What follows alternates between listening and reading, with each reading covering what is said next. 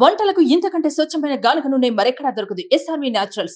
Orders కై screen పై number కి call చేయండి. మీరు రాజకీయాలున్నా సినిమా రంగంలో ఉన్నా కూడా కల్మషం లేనటువంటి వ్యక్తి అని నేను భావిస్తాను. ఎవరిని పల్లెత్తు మాట అన్నారు, ఇంట్లో అన్నారు అనుకుంటే బయట అన్నారు అనుకుంటాను. పార్టీ పెట్టినప్పుడు కూడా ఎవరన్నా అక్కడక్కడ రాజకీయంగా అన్నా కానీ మీరు వ్యక్తిగతంగా అందరూ గౌరవిస్తారు ఈరోజు ఏ పార్టీలు ఉన్నప్పుడు కూడా. నేను అది ముందస్తుగా చూసింది మీలో కిషన్ రెడ్డి గారు.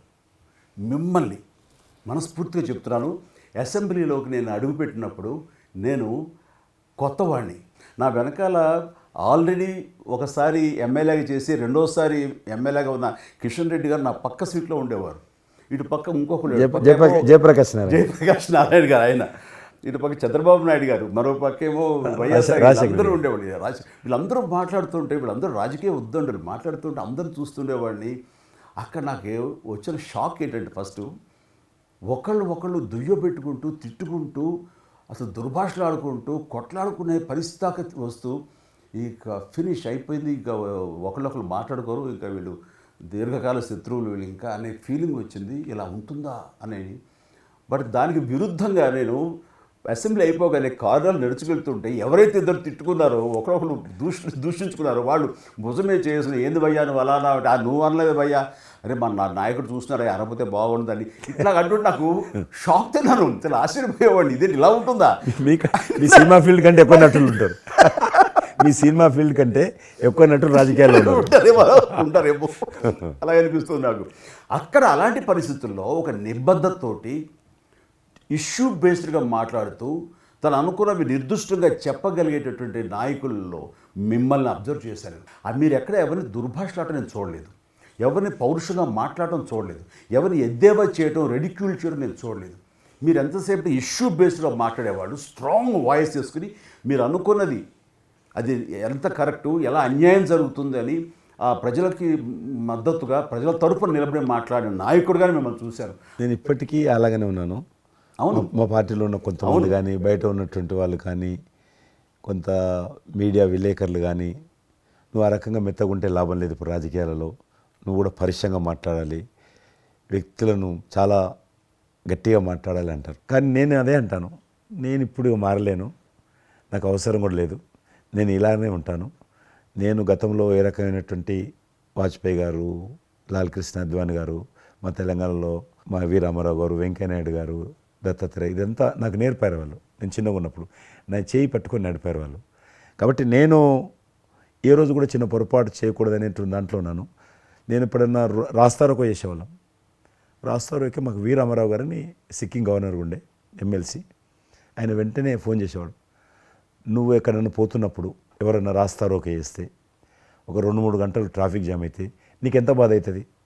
కాబట్టి నువ్వు రాజకీయ నాయకుడు అయినంత మాత్రాన రోడ్డు ఆపేసి ప్రజలను ఇబ్బంది పెడితే ప్రజలకు మేలు చేయాలనుకుంటున్నావా, ప్రజలు ఇబ్బంది పెట్టాలనుకుంటున్నావా, ఈ రకంగా ప్రశ్నించేవాడు. నేను ముఖ్యమంత్రులది దిష్టిబొమ్మ తగలబెడితే ముఖ్యమంత్రి తగలబెట్టొద్దు, కావాలంటే గవర్నమెంట్ తగలబెట్టు, వ్యక్తి ఆ రకం చిన్న చిన్న విషయాలు నాకు ఫ్యాంటాస్టిక్ సార్. ఈ రోజుల్లో ఎంతమంది ఇలా ఆలోచించే నాయకులు ఉన్నారు, ఎంతమంది స్టేట్స్మెన్లు ఈ రకమైన సలహా ఆ తర్వాత వచ్చే యంగ్ నాయకులకి సలహా ఇచ్చేవాళ్ళు ఉన్నారు. అవన్నీ కరువడిపోతున్నాయి. ఇవన్నీ కూడా చరిత్రలో జరిగేవంట అనే స్థితిలాగా ఉంది మీలాంటి వాళ్ళు లేకపోతే కనుక. ఈరోజు మనము స్వాతంత్రం వచ్చి 75 సంవత్సరాలైంది. ఈ 75 సంవత్సరాల్లో మనం అనేక రకాలుగా అభివృద్ధి చేసుకున్నాము, ప్రాజెక్టులు కట్టుకున్నాము, ముందుకెళ్ళాము, కొంత మెరుగైనటువంటి పరిస్థితి వచ్చింది. కానీ మన తర్వాత వచ్చినటువంటి స్వాతంత్రం వచ్చినటువంటి దేశాలు కూడా డెవలప్డ్ కంట్రీగా ఎమర్జ్ అయినాయి. మనం ఇంకా డెవలపింగ్ కంట్రీ, అభివృద్ధి చెందిన దేశంగా ఎదగలేదు.